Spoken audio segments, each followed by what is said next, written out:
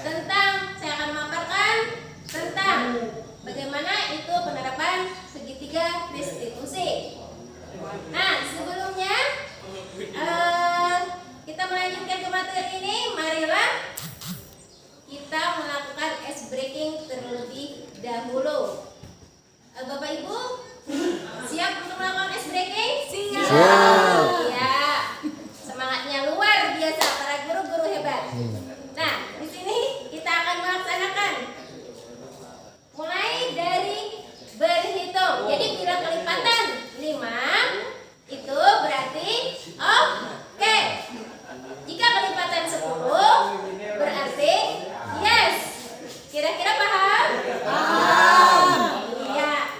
Baiklah, kita akan memulai dari berhitung dari maaf dengan Ibu Lena.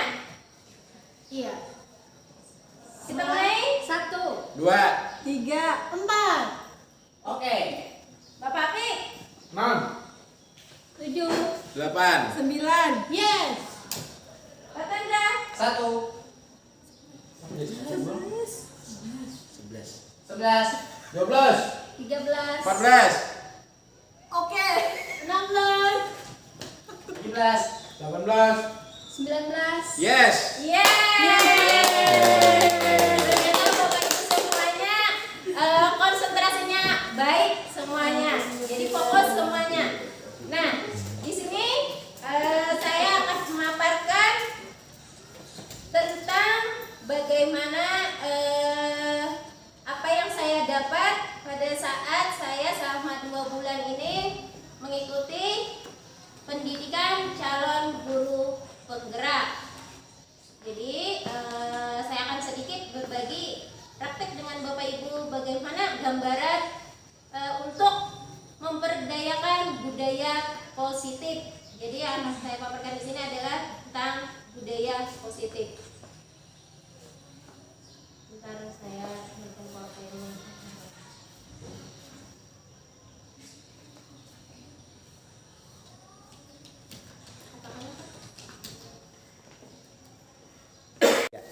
Ya, terima kasih Bapak Ibu semuanya atas breaking yang kita lakukan tadi. Selanjutnya kita akan memasuki materi. Yang pertama itu adalah tentang budaya positif. Di sini saya akan memaparkan tentang bagaimana sih kita melakukan budaya positif di sekolah. Kita menerapkan budaya positif di sekolah ataupun di kelas. Nanti Bapak Ibu bisa menerapkannya kalau memang Bapak Ibu bisa melakukan di dalam kelas. Nanti itu kita lakukan untuk menjadikan budaya positif di lingkungan sekolah kita, agar semua para murid kita itu merasa nyaman, merasa damai berada di lingkungan sekolah ataupun berada di lingkungan kelas untuk mengikuti pembelajaran kita. Nah, di sini ada yang namanya dengan disiplin. Ada yang namanya disiplin positif. Mungkin Bapak Ibu ada yang tahu itu apa yang namanya disiplin. Pasti kita tidak asing dengan kalimat disiplin. Ada kira Bapak Ibu yang bisa menjelaskan itu disiplin? saya Bapak coba Ibu? dulu. Bu, Tapi setiap hari kita ya silakan Ibu Lena. Ibu Lena, sorry maaf. Ibu Sela. disiplin itu misalnya kita melaksanakan aturan yang sudah disepakati bersama. Iya, benar sekali. Pendapat Ibu Sela tadi yaitu aturan yang kita laksanakan melalui kesepakatan bersama. Apakah Bapak Ibu ada lagi yang setiap hari kita lakukan? Apa kira-kira disiplin menurut Bapak Ibu? Tepat waktu. Tepat? Iya, tepat waktu.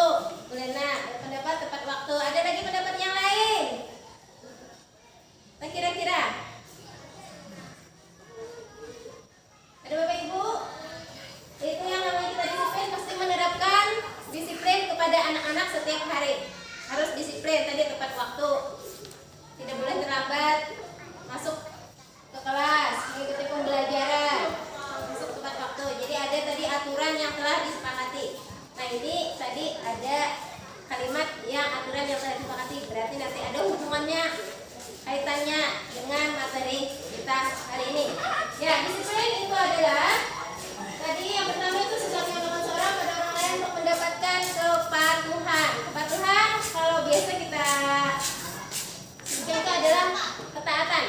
dengan ketaatan, artinya bisa ditaati peraturan yang sudah dibuat yang dilakukan oleh seseorang. Kemudian ada lagi yang namanya itu adalah disiplin positif.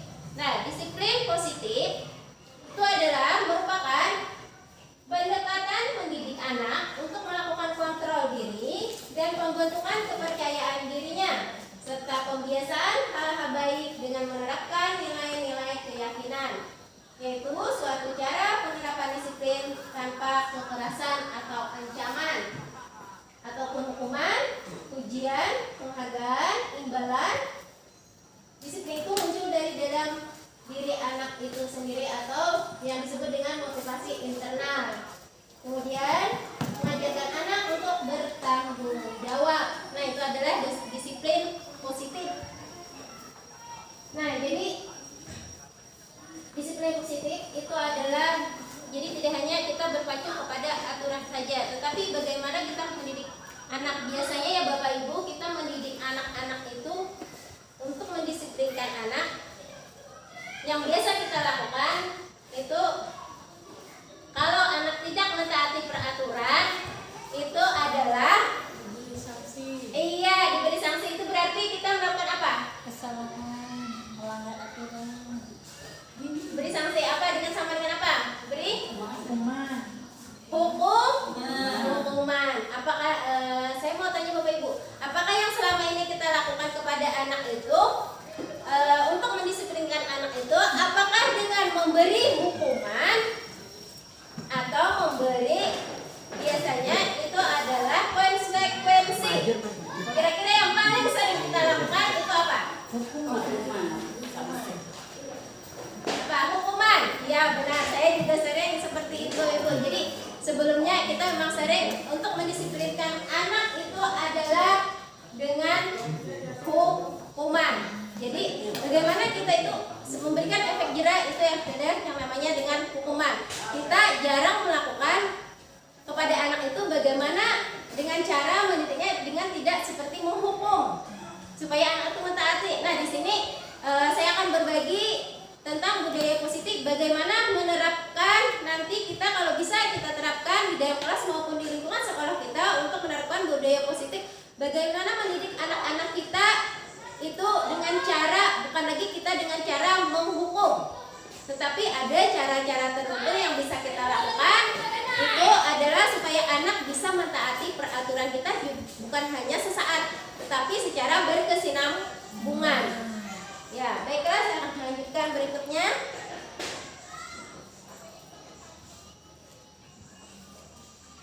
Nah, di sini ada yang namanya nilai-nilai kebajikan universal. Jadi, di sini ada nilai-nilai yang disebut dengan nilai-nilai kebajikan universal. Artinya, dalam nilai-nilai kebajikan universal itu ada yang berkaitan dengan kita yang akan kita terapkan adalah pembelajaran kurikulum merdeka, yaitu untuk mewujudkan profil pelajar Pancasila, Bapak Ibu. Ya, benar sekali. Jadi kita di sini ada kaitannya nilai-nilai kebajikan yang terkandung itu berkaitan dengan profil pelajar Pancasila. Nah, di situ ada kaitannya, yaitu nilai-nilainya itu adalah dia bertanggung jawab, misalnya ada keadilan, kemudian bertakwa, kemudian berbudi pekerti luhur, ada yang namanya kasih sayang, mandiri, kreatif. Nah, itu adalah merupakan dari tujuan kita menciptakan profil pelajar Pancasila. Itu termasuk ke dalam nilai-nilai kebajikan universal yang dimaksud di situ. Jadi dalam budaya positif itu ada yang namanya nanti kita terapkan nilai-nilai kebajikan universal di dalamnya. Di sini saya menjelaskan terlebih dahulu apa sih tadi budaya dari disiplin positif, kemudian nilai kebajikan universal, nanti sampai kita nanti pada akhirnya Bapak Ibu bisa, oh ternyata seperti ini kita kalau ingin melakukan budaya positif kita maupun di kelas maupun di lingkungan sekolah kita secara umum.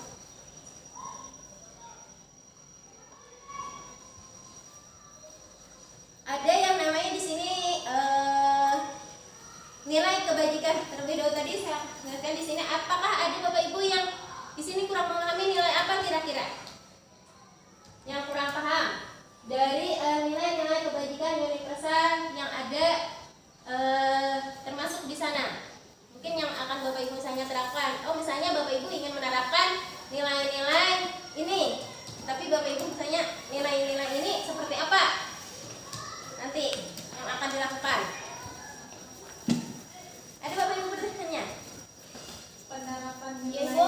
penerapan nilai keadilan. Nilai keadilan.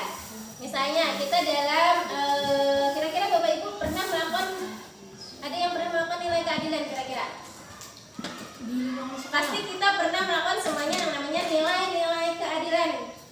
Baik kita sebagai guru maba maupun sebagai guru di dalam kelas atau wali kelas. Nggih, Ibu Nurul? Memberikan contoh ya Bu? Nggih. Nah, gitu. Contoh misalkan tadi dalam menerapkan nilai keadilan di kelas, misalkan siswa dan siswi itu kan biasanya dilihat dari gender, tapi kalau untuk nilai keadilannya kita anggap mereka semua rata sebagai anak didik kita, jadi tidak ada perbedaan gender. Kemudian semisalkan ada siswa yang memiliki kecerdasan lebih, kemudian ada ke siswa yang memiliki kecerdasan yang di bawah dari siswa pertama, jadi kita gabungkan saja agar mereka bisa saling berbagi, jadi tidak ada perbedaan dari mereka. Iya, benar sekali. Nah, jadi itu bisa diterapkan. Mungkin salah satunya menurut Ibu Nurul tadi adalah jadi tidak ada perbedaan, misalnya dari perbedaan gender kita membedakan atau yang pintar ataupun yang kurang ya kemampuannya. Jadi sama. Nah, di sini juga biasanya kita setiap akhir penilaian misalnya nih, ada juga kita setiap akhir misalnya penilaian. Ada nilai siswa itu yang harus kita angkat, misalnya harus kita angkat. Apakah siswa itu yang diangkat cuma satu atau semuanya? Kalau kita berdasarkan keadilan, kira-kira menurut Bapak Ibu apa?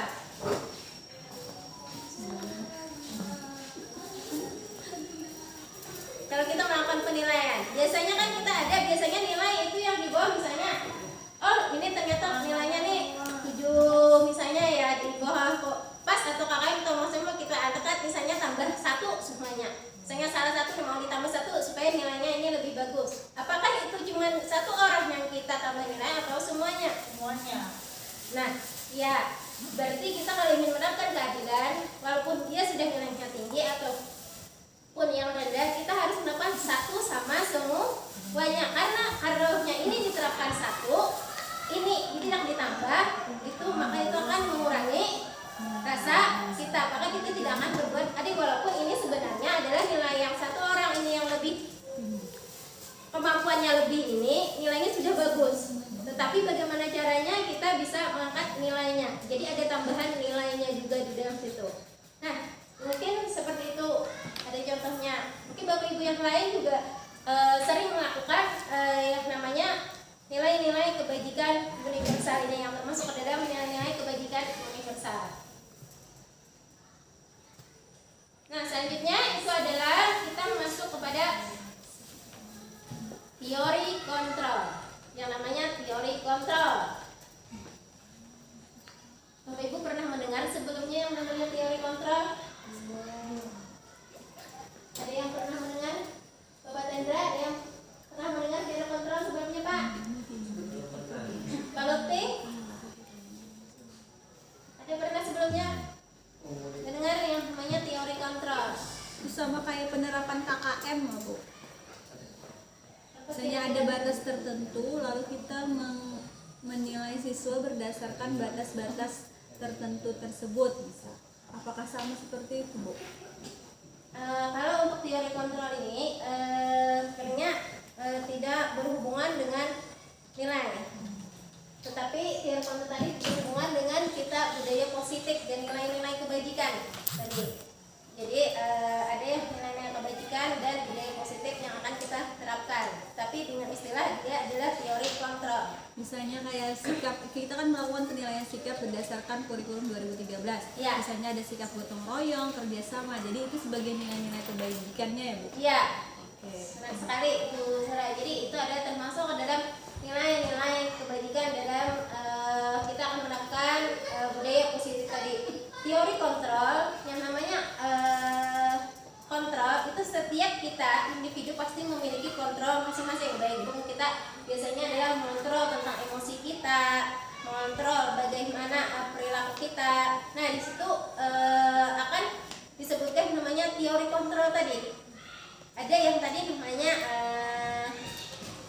tadi kata Ulfian, ada yang namanya kita biasanya melakukan siswa itu untuk mendisiplinkan siswa, apakah biasanya dengan hukuman, apakah dengan konsekuensi. Nah, di situ yang sering kita lakukan apa? Dengan tadi. Jadi kita tadi banyak menjawab tadi adalah dengan hukuman. Nah, tadi teori kontrolnya bagaimana? Seperti apa? Nah, di sini saya akan memaparkan bagaimana itu teori kontrol. Jadi teori kontrol itu setiap orang atau setiap individu itu adalah memiliki teori kontrol yang berbeda-beda yang ada dalam diri kita masing-masing. Kira-kira yang bisa mengontrol itu apakah orang lain, apakah diri kita sendiri? Menurut Bapak Ibu? Diri kita sendiri. Nah, benar sekali. Jadi yang mengontrol diri kita sendiri. Orang lain tidak bisa mengontrol atau mengendalikan kita. Jadi kitalah yang bisa mengendalikan diri kita sendiri. Baik itu mengontrol apa saja. Jadi kita sendiri yang melakukannya. Sebagai seorang guru, itu kita berusaha memahami keinginan murid kita dengan tetap mengarahkan mereka pada nilai-nilai kebajikan yang berlaku. Jadi kita di sini adalah teori kontrol kita berfungsi adalah untuk mengarahkan atau mengkoordinir siswa kita untuk menuntun siswa kita kepada ke arah nilai-nilai kebajikan tadi. Nah, di sini dengan kita lakukan kontrol. Karena kalau siswa itu biasanya kalau bukan kita yang mengontrol, itu siswa itu biasanya akan ke bablasan. Bisa juga siswa itu akan arahnya ke arah negatif. Nah, sedangkan di sini kita tujuannya adalah tadi bagaimana membawa siswa itu ke arah yang positif. Nah, ada yang termasuk dalam teori kontrol itu ada yang namanya teori motivasi. Kemudian ada tadi, ada teori hukuman. Kemudian ada yang namanya penghargaan. Nah, di sini ada setiap orang jika melakukan tujuan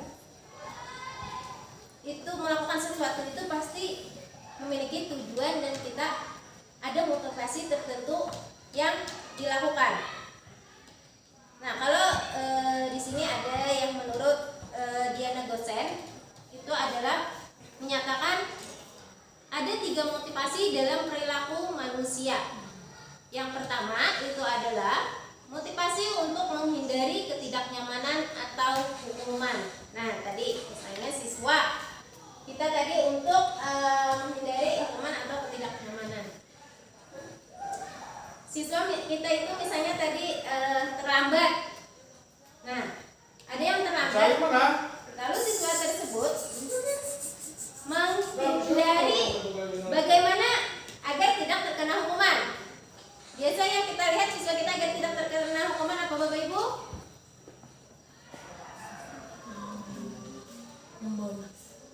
Membolos. Biasanya menghindar. Ya, menghindar. Jadi ada misalnya di jam-jam pertama pada saat dia akan memperlambat masuk untuk menghindari hukuman tadi. Nah, itu artinya dia menghindari ketidaknyamanan atau hukuman. Kemudian berikutnya itu adalah ingin mendapatkan imbalan. Jadi motivasi berikutnya itu adalah ingin mendapatkan imbalan atau penghargaan dari orang lain. Misalnya Bapak Ibu mencontohkan kita siswa gitu bisa ingin mendapatkan penghargaan atau imbalan. Seperti apa misalnya? Misalnya saat kenaikan sekolah kemarin kita memberikan motivasi untuk peringkat pertama, kedua, ketiga mendapatkan hadiah. Iya, benar sekali. Nah, itu artinya adalah motivasi ingin mendapatkan imbalan atau penghargaan dari orang lain. Jadi ada motivasi ingin mendapatkan penghargaan. Kemudian ada lagi untuk menjadi orang yang mereka inginkan yang menghargai diri sendiri dengan nilai-nilai yang mereka percaya. Nah, Dengan nilai-nilai yang mereka percaya itu adalah dengan nilai-nilai yang tadi, nilai-nilai kebajikan. Yang seperti tadi berbudi pekerti luhur, beriman bertakwa, kemudian kejujuran, tanggung jawab, disiplin. Itu adalah nilai-nilai yang mereka percaya. Kemudian tujuan apa dari disiplin positif tadi? Tujuan apa yang ingin dicapai dari tujuan disiplin positifnya? Yaitu kita menanamkan pada murid-murid untuk menjadi orang yang diinginkan dan menghargai diri sendiri dengan nilai-nilai yang mereka yakini, dengan nilai-nilai yang positif, artinya yang mereka percaya. Jadi tujuannya adalah kita tadi dengan mengarahkan dan menuntun anak dengan posisi kontrol. Jadi kita yang mengontrol mereka, membantu mereka untuk mengontrol mereka.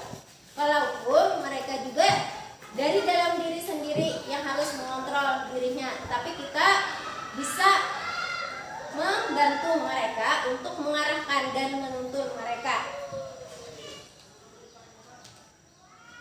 Selanjutnya itu adalah, nah di sini ada yang namanya hukuman, tadi konsekuensi dan restitusi. Mungkin Bapak Ibu kalau hukuman kita sering mendengar ya, kita sering juga biasanya menerapkan dengan namanya hukuman. Kemudian kalau konsekuensi juga, nah kalau konsekuensi tahu juga kita mesti. Nah kalau restitusi Bapak Ibu semuanya kira-kira pernah mendengar sebelumnya apa baru mendengar? Baru. Ada yang pernah mendengar kira-kira? Restitusi.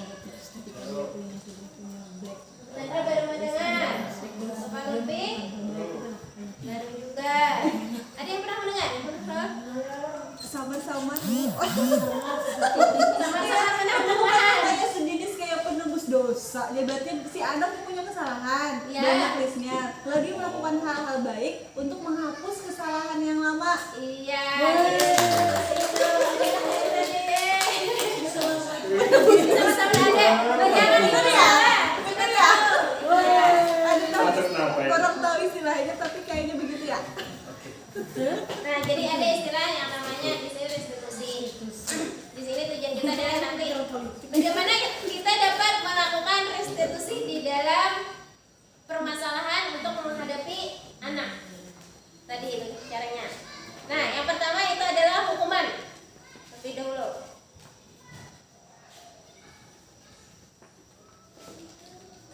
Ya, selanjutnya tadi ada yang namanya hukuman, konsekuensi dan restitusi. Tadi Ibu Sela ada sudah bayangan yang namanya restitusi. Ini tadi hukuman. Kalau hukuman tentu tidak asing lagi, kita pasti pernah melakukan hukuman kepada siswa kita tadi. Nah, hukuman itu adalah suatu bentuk tadi tindakan yang diberikan kepada individu atau kelompok atas kesalahan ataupun pelanggaran yang telah dilakukan. Nah, itu termasuk dalam pengertian dari hukuman tadi adalah, jadi hukuman itu bersifatnya tiba-tiba. Jadi yang namanya hukuman itu sifatnya adalah tiba-tiba, tidak terencana, kemudian satu arah, dan hukuman itu diberikan berupa fisik maupun psikis. Jadi murid yang mendapatkan hukuman itu akan merasa tersakiti baik fisik ataupun psikisnya. Mereka merasa tidak nyaman dan menimbulkan identitas gagal namanya. Nah, di situ kalau hukuman, misalnya ada Bapak Ibu bisa mencontohkan, misalnya kita di dalam kelas aja misalnya melakukan hukuman, disebut dengan hukuman. Hukuman yang fisik atau psikis? Terserah Ibu Nurul maunya yang mana? Oh iya. Hukuman yang Misalkan hukuman fisik, ini contoh berlaku. ya. Anak itu terlambat masuk pada jam pelajaran, kemudian diberikan hukuman, jangan masuk dulu, silakan kamu bersihkan toilet dulu. Nah, seperti itu. Iya, jadi itu termasuk adalah hukuman karena sifatnya itu adalah tiba-tiba tidak terencana. Jadi tidak terencana dan hanya satu arah tanpa ada kesepakatan. Nah, itu termasuk adalah hukuman. Nah, jadi kalau hukuman pasti kita semua sudah tahu apa yang dimaksud dengan hukuman tadi. Kemudian selanjutnya itu adalah yang namanya konsekuensi. Kalau konsekuensi itu adalah sebuah akibat, dampak, hasil atau pengaruh dari suatu perubahan yang sudah dibahas atau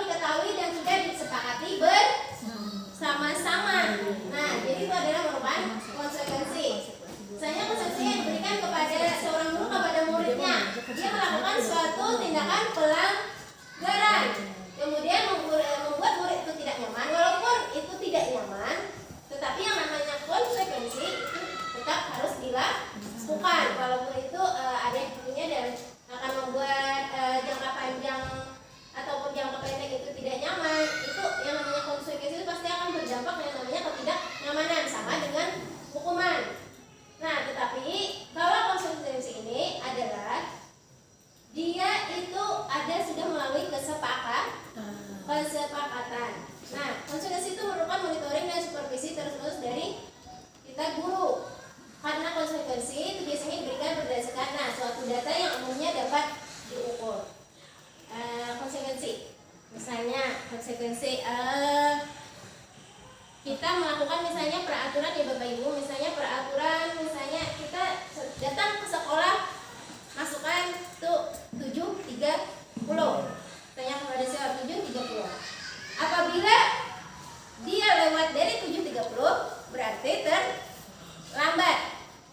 Nah, kita sudah membuat aturan itu adalah bahwa siswa tersebut juga mengetahui aturannya. Jika lewat dari 7.30 maka akan terlambat.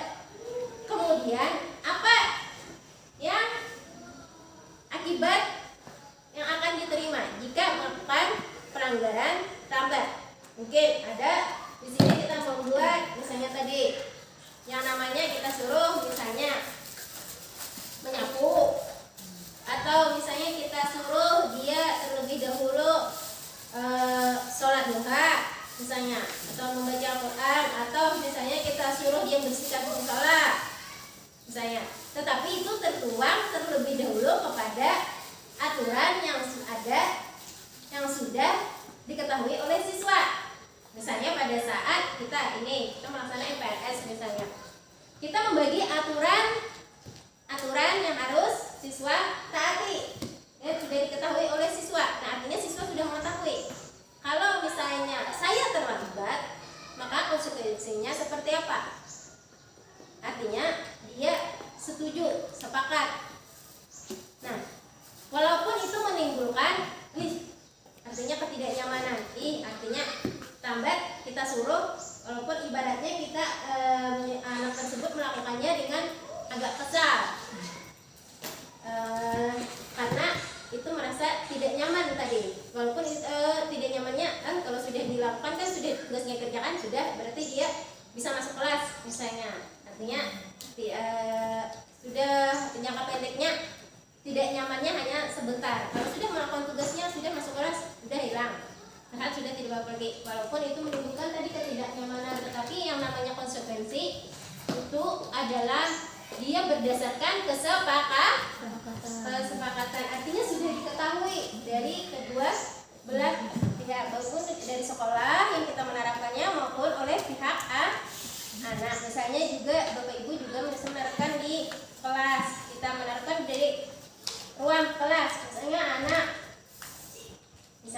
anak kita pada saat pembelajaran itu tidak, misalnya pada saat kita memberikan tugas tidak mengerjakan tugas. Kemudian kita sudah membuat aturan bersama dengan sisi kelas bahwa kalau tidak melaksanakan tugas maka konsekuensinya apa? Anak tersebut harus menyusul. Biasanya dia tahu berarti konsekuensinya dia harus menyusul kemudian itu yang namanya konsekuensi. Kira-kira paham Bapak Ibu? Paham. Ya baik, selanjutnya berikutnya adalah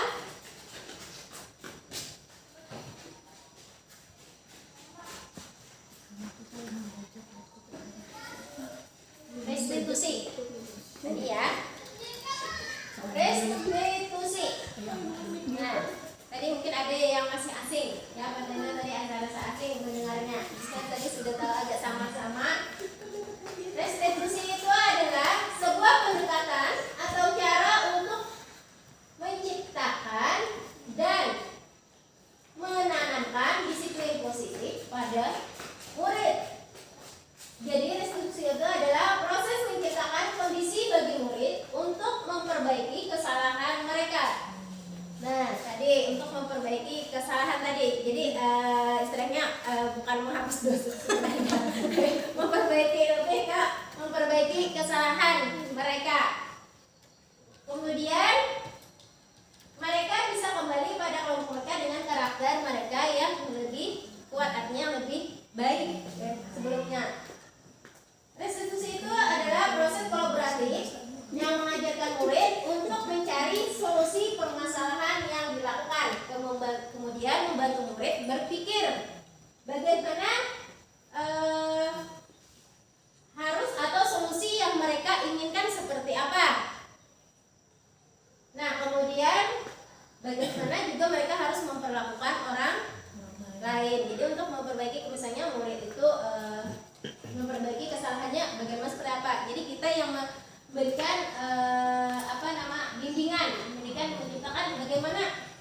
memetakan kondisinya agar murid tersebut bisa memperbaiki kesalahannya dan mencari solusinya sendiri, tetapi tetap di bawah kontrol kita tadi, di bawah bimbingan kita. Nah, di sini tadi pengertian ada hukuman, konsekuensi dan restitusi. Selanjutnya, nah di sini Bapak Ibu tadi ada penjelasan, di sini ada pertanyaan kira-kira. Nah, tindakan-tindakan yang dilakukan guru di bawah ini, apakah termasuk hukuman atau konsekuensi? Kira-kira ada. Yang pertama, menggantikan kertas tugas teman yang telah dicoret-coret. Termasuk apa kira-kira? Bapak Ibu, menurut Bapak Ibu, apakah termasuk hukuman atau konsekuensi? Dua-duanya. Kira-kira Hukuman, kamu belum tentu sepakat. ada yang hukuman. Jadi menurut Bapak Ibu itu adalah hukuman. Mengganti ya. Apa? Menggantikan tuh kertas tugas teman-teman yang telah dicoret-coret. Oh, maksudnya Kira-kira konsekuensi, karena kan dia tahu kalau mencoret punya temannya berarti harus mengganti, bertanggung jawab. Nah, nilai kebajikannya tadi adalah bertanggung jawab. Nilai kebajikannya termasuk. Nah, kemudian ada lari mengelilingi lapangan basket 2 kali. Itu hukuman. Karena terlambat hadir ya, ke sekolah. Hukuman. Apa kira-kira? Hukuman. Hukuman. Menurut Bapak Ibu, Itu dia kesel kakak. Iya. apa kira-kira ya? Kamu tapi gitunya terlambat, konsekuensi. Tapi hukumannya. Hukuman apa? Apa kira-kira? Tertulis apa? Tertulis atau tidak tadi itu? Lari mengelilingi lapangan basket 2 kali. Jangan-jangan Ada itu cuma pertanyaan, usagi. Brenda? Kebiasaan. Ya Pak, usagi itu usagi kebiasaan. Hukuman. Jadi sepakat hukuman atau konsekuensi? 50-50 boleh Bu. 50-50 ada yang Kayaknya lebih ke hukuman ya. Karena ada efeknya. Berupa fisik tuh, capek akhirnya. Iya, ada fisik. apa kira-kira? Saya hukuman. Hukuman. Ini sepakat hukuman. Tanda hukuman. Tanda hukuman. Nah, di sini adalah termasuk konsekuensi karena dia tahu terlambat. Karena terlambat. Kalau terlambat berarti kan dia sudah tahu, karena dia terlambat itu apa nanti konsekuensinya yang akan dilakukan. Nah, di situ itu adalah termasuk konsekuensi karena dia sudah tahu bahwa dia terlambat hadir, karena ada tanda-tandanya terlambat hadir ke sekolah, karena dia tahu jam berapa dia harus masuk. Dan itu juga dilakukan, pasti sudah dilakukan dengan kalau dia konsekuensinya akan diberi ini sanksinya. Jadi sanksinya itu adalah merupakan konsekuensi. Jadi yang diterima itu adalah konsekuensi dia. Jadi bukan kita mungkin melihatnya dari lari mengelilingi lapangan. Nah, itu adalah sebenarnya konsekuensi yang harus diterima akibatnya.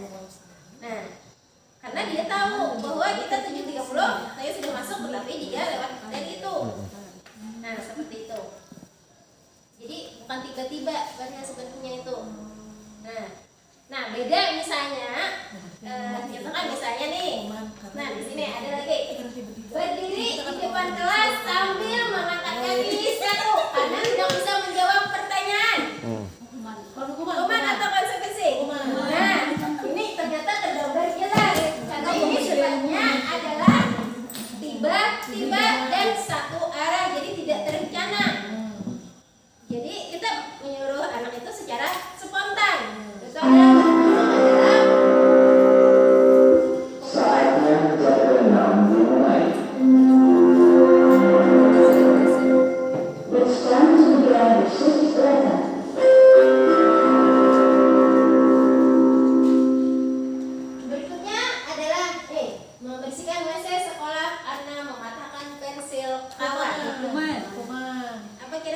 hukuman. Iya, itu termasuk hukuman karena sifatnya spontan.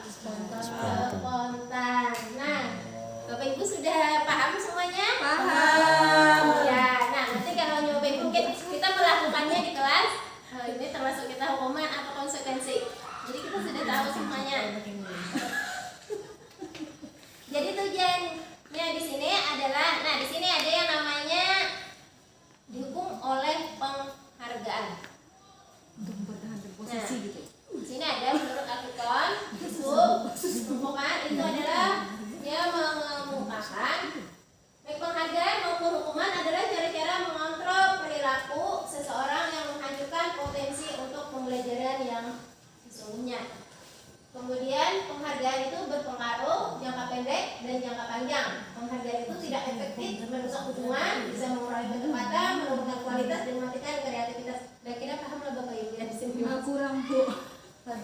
Kalau dilihat itu mungkin pengertiannya dibedakan antara dihukum dan penghargaan lah Bun. Ya, Mungkin kata sambung olehnya itu lah. dihukum ada yang namanya dihukum oleh penghargaan.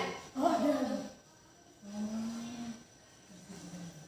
Kira-kira paham nggak? Minta contoh. Atau di sini baik penghargaan maupun hukuman ada cara mengontrol perilaku seseorang. Mungkin kita rasa asing Iya. nah mendengar itu yang namanya dihukum oleh penghargaan. Maksudnya di sini adalah ya selanjutnya kita tadi masuk kepada dihukum oleh penghargaan. Nah di sini saya akan menjelaskan bagaimana itu dihukum oleh penghargaan. Jadi penghargaan artinya penghargaan berpengaruh jangka pendek dan jangka panjang. Misalnya di sini ada yang namanya kita misalnya memberikan penghargaan nih kepada misalnya siswa yang misalnya berprestasi. Contohnya tadi kan ada yang berprestasi kita berikan penghargaan. Itu pasti akan berpengaruh nanti motivasi dia. Aku jika ranking ini pasti mendapatkan penghargaan, akan mendapatkan hadiah atau apa misalnya panggilan kita. Nah itu akan berpengaruh kepada dia, emosi dia atau apa dia, motivasi dia. Itu akan mempengaruhi baik itu jangka pendek ataupun jangka panjang, ataupun yang misalnya kita lakukan di kelas, misalnya yang biasa kita lakukan di kelas misalnya, misalnya yang misalnya kita bisa menjawab nih, misalnya siswa yang lebih kemampuannya misalnya lebih lah dari teman, biasa kita beri penghargaan, kita beri apa sesuatu atau apa yang itu adalah merupakan sebuah penghargaan buat siswa tersebut. Nah itu tentunya mengakibatkan bisa ketergantungan, bisa mengakibatkan misalnya jika tidak diberi penghargaan atau kita tidak memberikan hadiah, bisa juga menurunkan tadi kualitas pembelajaran. Ya misalnya misalnya saya semester tadi saya bisa tapi tidak memberi penghargaan seperti biasa karena dia sudah ketergantungan dengan biasa diberi penghargaan misalnya. Jadi kalau kita tidak memberikan penghargaan maka akan membuatnya menurunkan kualitas misalnya pembelajaran dirinya. Nah itu yang namanya menurunkan kualitas. Kemudian penghargaan itu misalnya merusak hubungan. Kedua misalnya merusak hubungan, misalnya ada rasa kecemburuan sosial, misalnya satu temannya diberi, yang satu misalnya tidak menempatkan karena merasa ibaratnya dirinya kurang mampu. Nah di situ kan ada kecemburuan sosial misalnya. Nah di situ artinya bisa merusak hubungan antara sesama murid juga. Kemudian adalah tetapi penghargaan itu juga ada untuk memotivasi secara intrinsik. Mungkin guru bahasa Inggris di sini intrinsik. Tahu Ibu Nurul? Dari dalam. Iya, dari dalam. Jadi bisa memberikan motivasi dari dalam. Jadi dapatkan motivasi dari dalam dirinya, memicu motivasi. Bisa juga motivasi kalau eksternal dari nah dari luar. Nah ini tadi sudah. Nah ada tadi posisi kontrol. Tadi kita di sini ada tadi belum saya jelaskan tuh 5 posisi kontrol kita untuk mendisiplinkan murid itu apa yang bisa kita lakukan. Tadi ada yang namanya penghukum. Kita sebagai guru itu ada yang namanya penghukum. Ya kan tadi menghukum. Kemudian membuat rasa bersalah. Kemudian sebagai teman, posisi kontrol kita itu ada sebagai pemantau dan ada yang namanya sebagai manajer. Mungkin kita semuanya di sini rasa asing mendengarlah, baru mendengar istilah-istilah seperti ini. Tapi kalau yang penghukum mungkin kita sudah tidak asing lagi yang namanya penghukum. Sisi kontrol kita sebagai penghukum. Nah, dari kelima posisi kontrol guru, yang paling efektif adalah posisi manajer sebenarnya. Di mana pada posisi ini guru mengajak murid untuk mencari solusi bersama dalam memperbaiki masalah, melakukan perbaikannya dan berpihak pada murid. Jadi yang paling kuat itu adalah yang akan kita perbaiki itu adalah posisi manajer sebenarnya. Jadi yang paling ulun tanya, yang paling sering kita lakukan sebagai guru dari 5 posisi kontrolnya sebagai apa? Biasanya apakah sama dengan ulun biasanya, Buntian? Yang selama ini kita sering lakukan? Sebagai teman, murid. Karena saya merasa masih muda dan masih Saya sebagai apa? Sama kami teman. Ada lagi yang selain teman menurut pendapat Bapak Ibu yang biasa Bapak Ibu lakukan di kelas? Sebagai apa biasanya? Pendidik. ada Pak. Soalnya Bapak sahabat biasa sering melakukan. Teman dan manajer karena saya suka Kalau mengatur mereka. Ya, kita suka mengatur. Bagaimana cara Bapak Ibu biasa mendisiplinkan siswa itu jika siswa melanggar misalnya peraturan? Apa yang sering kita posisikan dari kelima ini? Mantap. Kalau ulun biasanya kalau selama ini ulun karena tahu biasanya sebagai pembuat rasa bersalah dan sebagai penghukum. Kalau ulun merasa diri ulun, Saya nggak tegaan Bu. apa kira-kira? Nggak tega.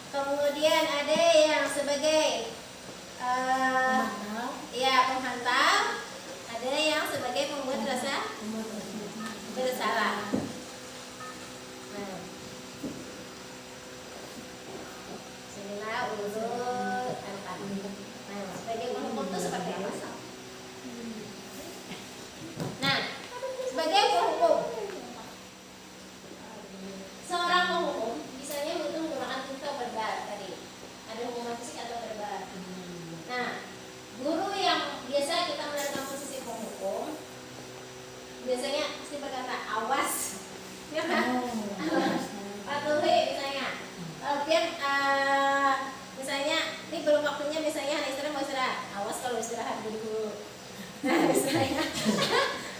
Nah, ya. Nah, ini anak kalimatnya. Selalu, pasti selalu. Misalnya, yang bersalah. Itu aja yang salah. Kamu aja misalnya yang salah. Nah, itu adalah kalimat untuk penghukum. Misalnya kita sebagai mensucikan diri, kita sebagai penghukum, biasanya kalimat ini yang bisa kita lontarkan misalnya.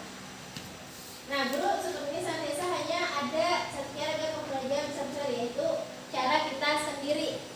Jadi kita sebagai penghukum itu biasanya bukan dari kesepakatan kita dengan murid, tapi bagaimana kita punya aturan sendiri. Biasanya itu namanya kita adalah sebagai penghukum. Misalnya Pian harus kayak gini pembelajaran. Nah, jadi itu biasanya kita adalah sebagai penghukum tanpa memberi kesempatan kepada murid untuk berpendapat. Namanya ini sebagai penghukum. Jadi penghukum itu ada yang namanya ada nada suara tinggi, misalnya bahasa tubuhnya misalnya ada yang melotot atau jadi menunduk. Biasanya kan kalau dia terlalu amarah atau emosi. Nah, kayak misalnya terlambat tadi. Lambat lagi jadi sekarang kayak gitu. Lambat harus jeruan kan biasanya. Kan ada kalimat kayak itu. Lambat lagi. Nah, apabila dipakai jeruan kadang kan tepat waktunya. Nah, biasanya yang sering anak-anak yang terlambat tuh biasanya. Jadi biasanya kan Pak merasa biasanya itu adalah sebagai penghukum tadi. Nah, selanjutnya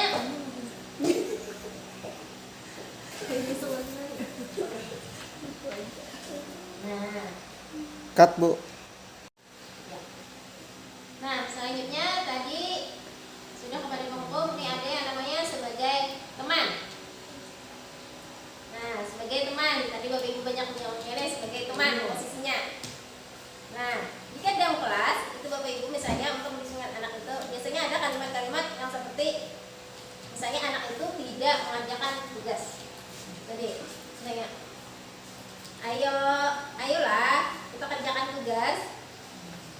Tolong dikerjakan tugasnya. Itu kita mesti ngerti sendiri sebagai teman, karena kita melakukan pendekatan itu posisinya adalah kita merasa bahwa anak itu kita dekati sebagai bukan sebagai siswa kita, tapi sebagai bagaimana kita menempatkan diri kita menjadi temannya. Jadi ada kalimat-kalimat itu yang bisa dibawa untuk bagaimana caranya kita mempertanyakan kepada anak, misalnya anak itu melanggar disiplin. Misalnya tadi di sini ada, ayo ingat tidak bantuan Bapak selama ini. Nah, itu termasuk juga sebagai teman. Atau ya sudah kali ini tidak apa-apa. Nanti itu misalnya anak-anak misalnya anak kita di SD itu biasanya seringlah Bapak Ibu itu misalnya mengampur mainan atau apa. Jadi bukan anak yang kita suruh misalnya membereskan atau bertanggung jawab, tapi kita. Nah, untuk mereka itu artinya kita fungsikan sebagai teman. Jadi teman itu nada suaranya itu ramah, akrab, nah agak bercanda. Jadi ada bercandanya, kemudian ramah. Nah, bahasa tubuhnya juga biasanya mendekat kita kepada murid itu sebagai teman. Nah, mungkin Bapak Ibu yang tadi posisinya sebagai teman, mungkin itu yang dilakukan. Jika mengajak siswa untuk melakukan sesuatu yang sebagai teman. Jadi kita kepada siswa biasanya kita lakukan dekati murid kita, misalnya dengan perlahan dengan suara yang datar, ya dengan suara yang datar melakukan pendekatan. Itu adalah posisinya sebagai teman. Dan di sini tadi Pak Tentu kalau ulangan sebagai pemantau, ya memang kalau ulangan sebagai pemantau. Nah, itu mungkin sebagai pemantau ya pengawas ya Pak. Nah ya, tuh memantau artinya berarti mengawasi. Ya, itu benar ya. Sebagai pemantau itu artinya mengawasi. Artinya kita bertanggung jawab atas perilaku orang-orang yang kita awasi. Jadi posisi pemantau berdasarkan pada peraturan berdasarkan pada konsekuensi tadi sebagai dari pemantau kita. konsekuensi kita tadi itu kita dapat misalkan tadi bagi kita dengan murid. Nah, jadi itu sebenarnya ada yang sebagai pemantau. Nah, itu ada kalimat-kalimat yang bisa kita lakukan ada sebagai pemantau. Misalnya siswa melanggar peraturannya apa yang kamu langgar? Nah, seperti itu kita tanyakan kalau kita sebagai pemantau. Kemudian kita tanyakan juga sanksi atau konsekuensinya apa misalnya. Nah, bisa seperti itu kita menanyakannya. Jadi seorang pemantau itu dia mengandalkan penghitungan atau catatan data yang dapat digunakan sebagai bukti atau atas perilaku seseorang. Kemudian nah, ini suara pemantau itu adalah suaranya datar, bahasa tubuhnya juga formal, biasanya resmi.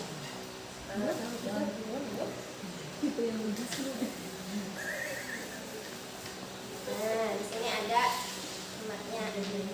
Nah, kalau manajer, nah posisi terakhir manajer ini yang akan sebenarnya kita terapkan adalah posisi kita sebagai manajer, bukan manajer perusahaan Bapak Ibu. Tapi manajer kita di kelas. Jadi si manajer itu adalah posisi di mana guru itu berbuat sesuatu bersama dengan murid, itu mempersilakan murid mempertanggungjawabkan perilakunya, itu mendukung murid agar dapat menemukan solusi atau permasalahannya sendiri dengan bantuan kita menuntun dan mengarahkan murid tersebut. Ini namanya kita sebagai posisi manajer. Nah, jadi di situ jadi posisi kita sebagai manajer. Nah, ada kalimat yang bisa dilakukan adalah apakah kamu meyakininya? Nah, kita meyakininya apakah kamu harus bersedia memperbaikinya? Nah, karena tadi manajer tadi adalah dengan resolusi untuk memperbaiki kesalahan tadi. Nah, kita kembali ke nah, Bapak Ibu, di situ ada menjelaskan tentang sedikit keyakinan keyakinan kelas. Bagaimana sih keyakinan kelas? Nah, cara untuk menciptakan disiplin positif yang didasari oleh motivasi dari dalam diri sendiri. Itu keyakinan kelas adalah nilai-nilai kebajikan universal. Nah, tadi kita membahas nilai-nilai kebajikan universal yang telah disepakati bersama. Nah, itu dapat kita lakukan di kelas kita. Misalnya mungkin menjual menerapkan yang kaitan kelas, mungkin baru mulai kita akan mulai. Keyakinan kelas dibuat dalam bentuk positif. Nah, jadi misalnya kita membuat keyakinan kelas kita, Bapak Ibu, bisa kesepakatan bersama. Jadi itu memerlukan kesepakatan semua warga kelas. Jadi dalam kelas itu kita harus meminta pendapat para murid. Nah, kita akan melakukan di dalam kelas misalnya. Nah, itu ada kita melakukan keyakinan kelasnya. Misalnya apa yang akan kita buat untuk keyakinan kelas kita? Misalnya datang tepat waktu, misalnya mengikuti pembelajaran dengan semangat, misalnya baik. Kemudian nah, sebelum belajar dan sesudah belajar berdoa, Ibu. Nah, itu termasuk adalah kesepakatan keyakinan kelas tadi berdasarkan nilai-nilai kebajikan universal tadi. Itu bisa kita terapkan tadi menurut budaya positif tadi dan lingkungan kelas. Jadi kita mulai dari lingkungan kelas kita saja dulu. Jadi anak-anak itu kita buat dia untuk membuat keyakinan kelas dan dia sudah tahu konsekuensi yang akan dihadapi jika misalnya dia melanggar itu. Jadi artinya kita tidak sebagai penghukum lagi, tetapi bahwa dia tahu konsekuensinya karena dia sudah meyakini atau menyepakati kesepakatan ke kelas yang dibuat tadi. Nah, mungkin ulun nanti akan menerapkan kelas ulun nanti di kelas yang ulun sebagai wali kelas nanti akan saya buat keyakinan kelas itu. Saya akan memulai bertahap. Jadi saya akan buat nanti saya tempel bagaimana keyakinan kelas itu yang akan disepakati nanti. Nah, itu Bapak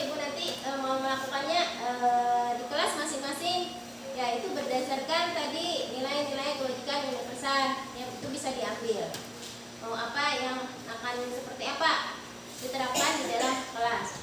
Nah, kemudian ada 5 kebutuhan dasar manusia. Nah, kebutuhan dasar manusia itu ada 5, yaitu kasih sayang, rasa diterima, penguasaan, kemudian kebebasan, kemudian ada yang namanya kesenangan.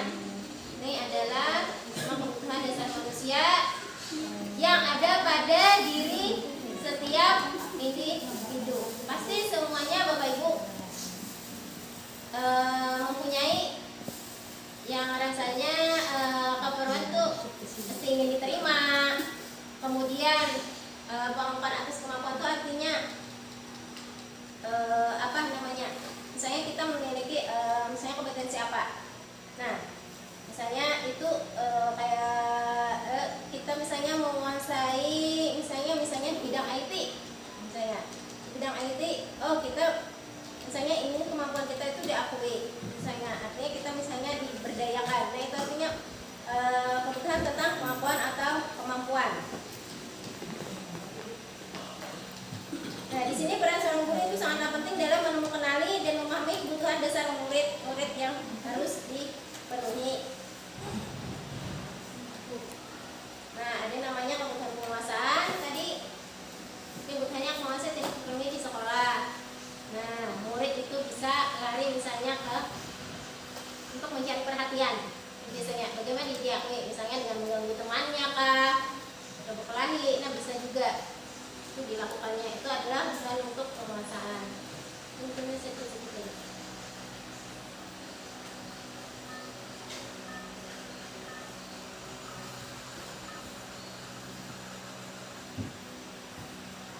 Tadi sudah memantau rasa bersalah.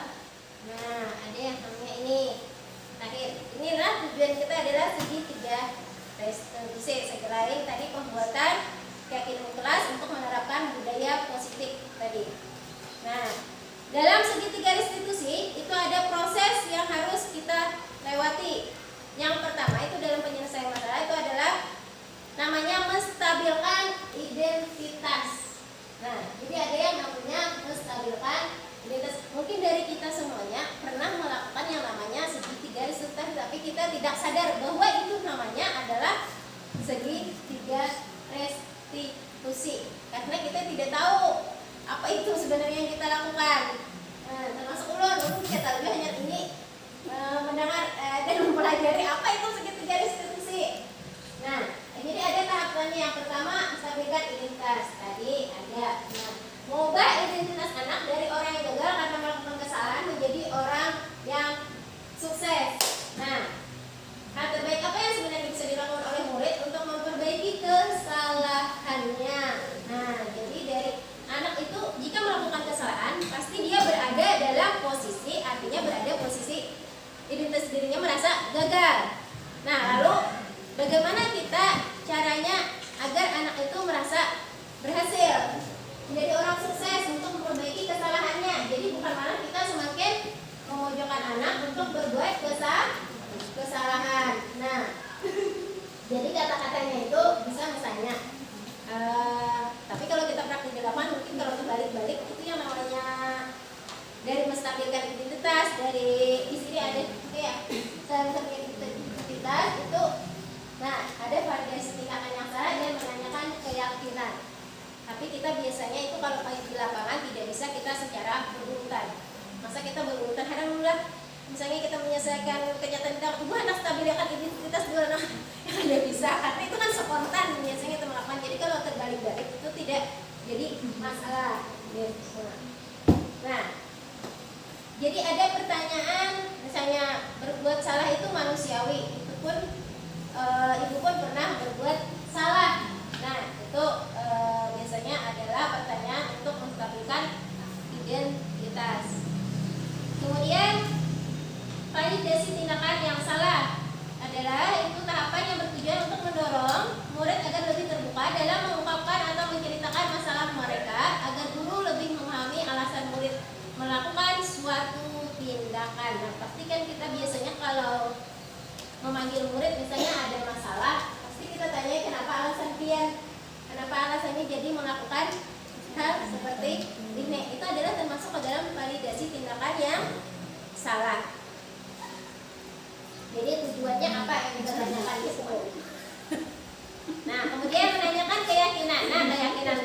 adalah tujuan mendorong motivasi interaksi murid. Nah, pertanyaannya yang dikaitkan dengan nilai-nilai kebajikan. Jadi kita menanyakan tadi keyakinan. Kan kita sudah membuat keyakinan kelas. Jadi misalnya dia berbuat salah. Apakah yang dilakukan murid tersebut apakah sesuai dengan keyakinan kelas yang sudah disepakati? Atau tanyakan apakah masih ingat dengan peraturan atau keyakinan kelas yang sudah dibuat. Nah, itu adalah untuk menanyakan keyakinan. Nah, di sini saya ada contoh sedikit video mungkin dari Bapak Ibu nanti bisa. Nah, video kemarin waktu praktek melakukan restitusi. Bentar, saya sampaikan sedikit ya Bapak Ibu.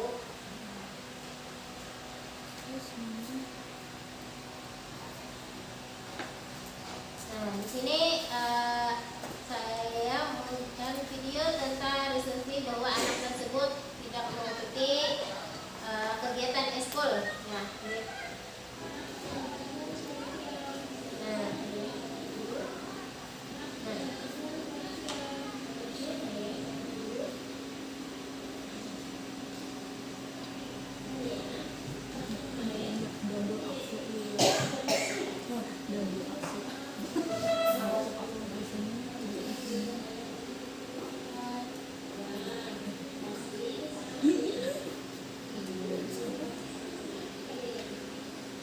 Nah, di sini itu saya mencontohkan sebagai bagaimana menerapkan praktek segitiga restitusi.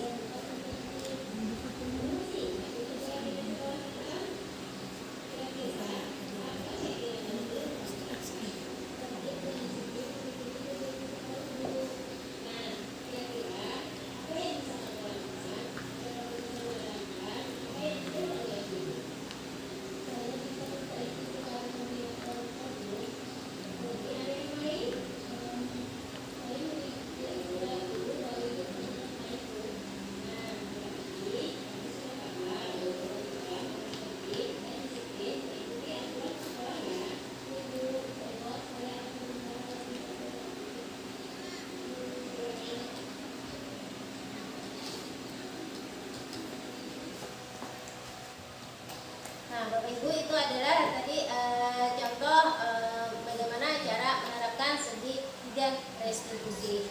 Mungkin nanti dari Bapak Ibu itu bisa menerapkannya di kelas masing-masing jika kita menghadapi suatu permasalahan dengan siswa kita, bagaimana kita melakukannya dengan menerapkan segitiga restitusi agar budaya positif kita nanti bisa kita jalankan atau bisa kita terapkan di lingkungan sekolah kita. Bagaimana kita mencapai suasana pembelajaran kita di kelas agar lebih menyenangkan, gitu.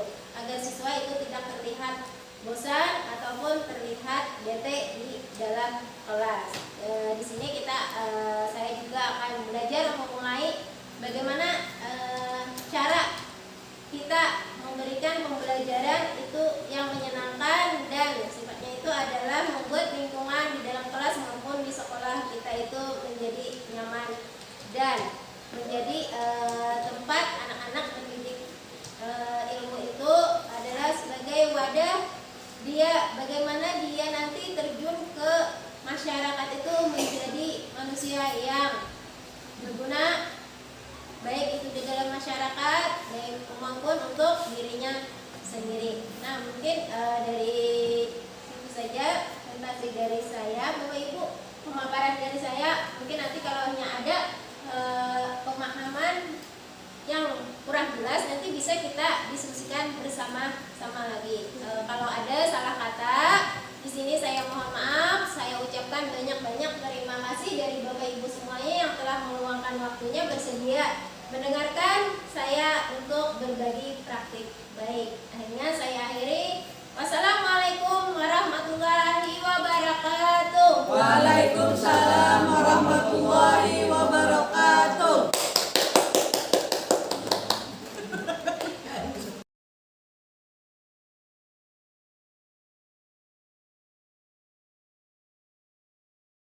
Assalamualaikum warahmatullahi wabarakatuh. Waalaikumsalam warahmatullahi wabarakatuh.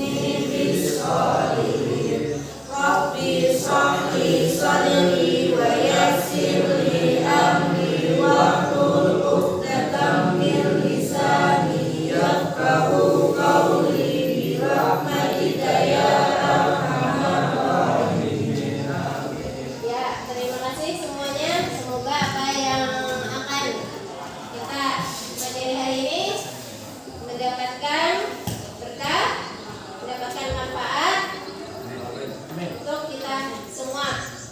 Nah, pada hari ini Ibu akan memberikan atau kita akan membuat tentang keyakinan kelas. Apakah kalian pernah mendengar apa itu yang namanya keyakinan kelas? Belum pernah. Sebelumnya akan dijelaskan apa itu keyakinan kelas. Keyakinan kelas itu adalah sama dengan peraturan. Jadi sama dengan peraturan. Kalau kita ada peraturan sekolah. Nah, kalau di kelas kita ada peraturan kelas nanti yang penting, tetapi bukan peraturan namanya, adalah keyakinan. Keyakinan kelas. Kenapa disebut keyakinan kelas? Karena itu adalah tujuannya keyakinan kelas itu supaya kalian itu bisa bertanggung jawab terhadap dengan aturan yang sudah kalian buat nanti. Keyakinan kelas itu akan dibuat berdasarkan kesepakatan kalian, berdasarkan suara kalian, tetapi dengan menggunakan kalimat-kalimat positif dan tidak menggunakan kalimat negatif. Seperti apa kalimat negatif? Misalnya kalimat negatif itu ada misalnya memakai jangan. Jangan buang sampah sembarangan, itu memakai kalimat negatif karena ada jangan. Kemudian ada kalimat positifnya seperti apa? Diganti jagalah kebersihan kelas. Nah, ini tidak menggunakan ya jangan sama. Misalnya jangan ribut di kelas. Itu menggunakan kalimat negatif. Bagaimana caranya menggunakan kalimat positif? Jangan ribut di kelas. Kira-kira jagalah harus ke depan ke kelas. Nah, seperti itu. Kalau kalian misalnya ingin ada bu misalnya jangan mencontek pada saat ulangan. Berarti apa kalimatnya? Kalau kalimat positif. Misalnya kalian ingin mengatakan jangan mencontek di kelas, sedangkan kita jangan menggunakan kata jangan. Jangan pakai kalimat negatif. Berarti kalimat positifnya apa? Tidak.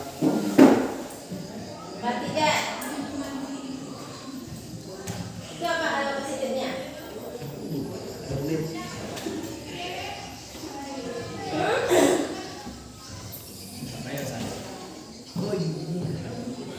Saling menghargai dan menghormati. Ya, sesama teman. Nah, di situ sama saling menghargai dan menghormati berarti artinya apa?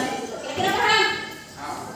Kita membuat. Nah, Ibu akan membagikan kertas. Silakan kalian tulis, nanti kita akan tempel di sini di depan.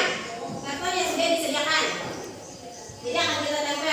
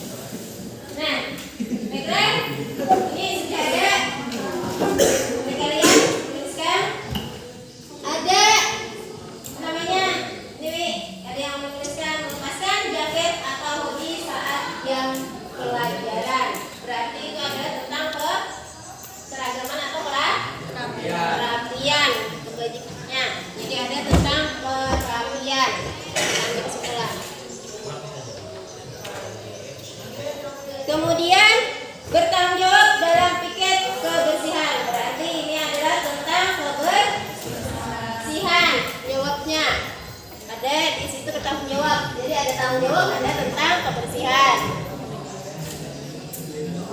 yang harus kita taati. Kemudian hargailah guru yang sedang berbicara, berarti saling menghargai dan menghormati. Berarti kalian mengikuti pembelajaran dengan baik.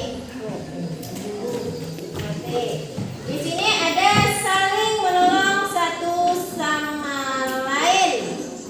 Berarti saling bantu membantu itu masuk kemana? Bisa kita masukkan saling menghargai dan menghormati. Situ. Nah, tergabunglah. Ya. Ada solidaritas. Jagalah ketertiban sekolah dan tadi peraturan sekolah yang ada. Berarti tentang kerapian. Bukan disiplin. Ketertiban sekolah. Kata tertib sekolah. Oke, sekolah berarti disiplin.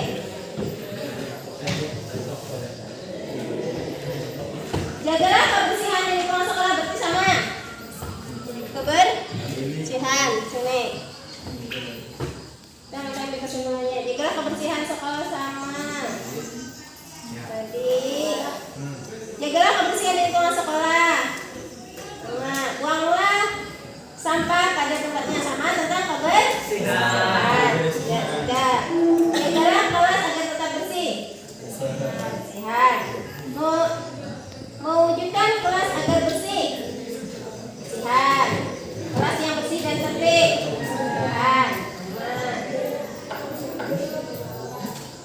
Agar kelas tertib dan damai. Ya, lingkungan masih damai berarti kebersihan. Lingkungan tertib berarti keamanan juga, kenyamanan. Ini sama, ada keamanan juga masuk. Dari sini berarti ada 5. Kira-kira kalimat positifnya yang akan kita ambil adalah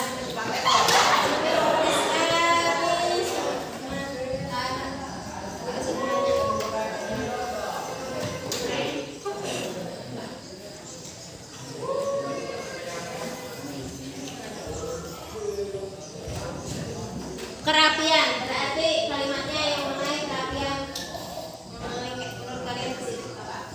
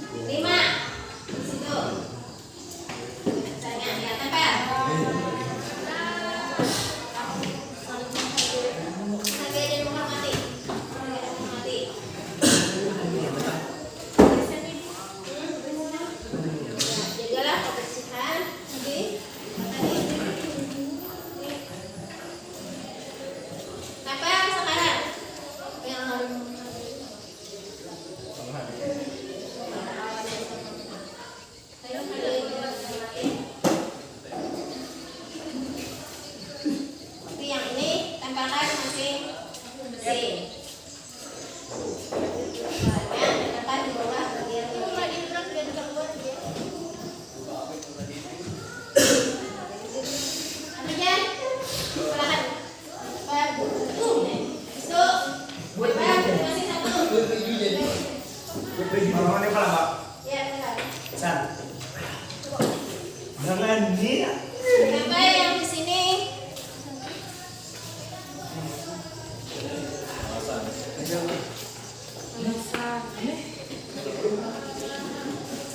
Tebakan mereka aja. Rian. Tinggal. Tadi awak. Sian mah. Taksakan aja.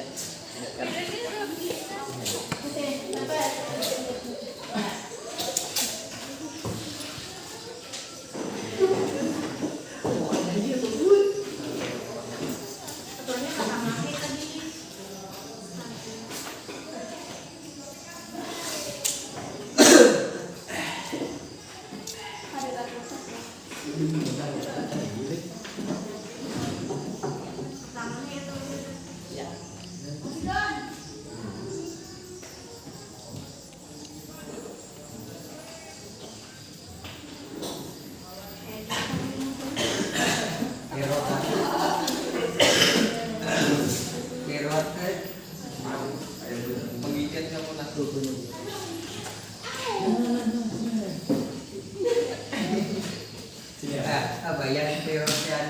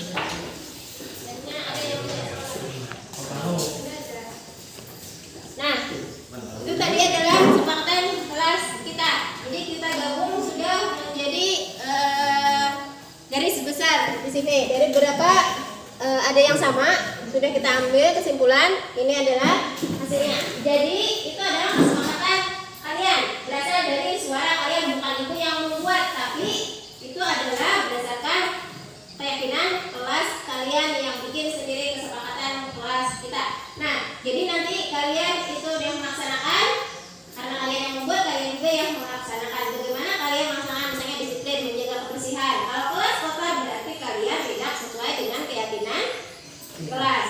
Jadi keyakinan kelas itu kalian jalankan dengan sebaik-baiknya, dengan penuh tanggung jawab. Karena keyakinan kelas kita buat adalah bagaimana kalian bisa bertanggung jawab untuk melakukannya. Jadi ini adalah keyakinan kelas kita. Kalau kalian ingin melakukan misalnya sesuatu, misalnya kalian akan tidak tepat waktu masuk kelas, berarti kalian melanggar keyakinan kelas kita.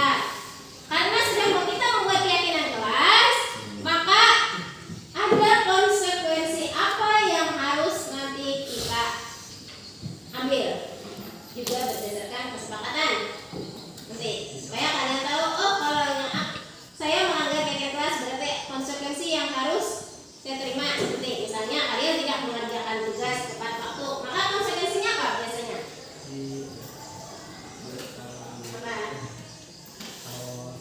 Apa? Kalau kalian misalnya tidak tepat waktu mengerjakan tugas, konsekuensinya apa biasanya? Ayo. Ya, konsekuensinya apa biasanya kalau tidak mengerjakan tugas? Kalau tuh, ya nilainya bisa kurang. Habis itu kalian juga harus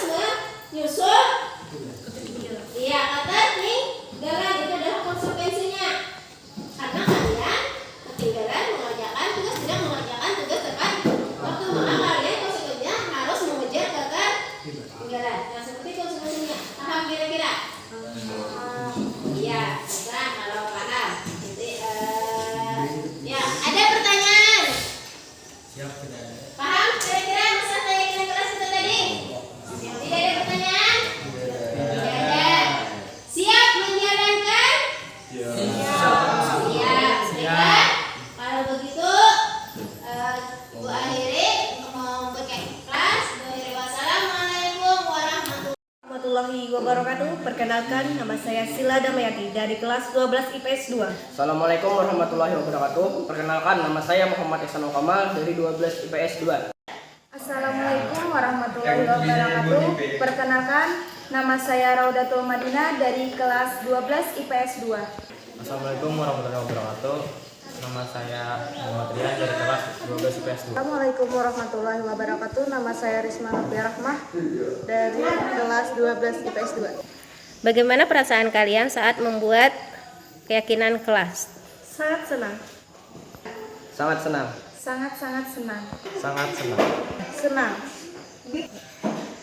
Mengapa menurut kalian untuk membuat keyakinan kelas itu adalah penting apa tidak penting? Menurut kalian jawabannya apa? Sangat penting. Sangat penting. Sangat penting. Penting. Penting.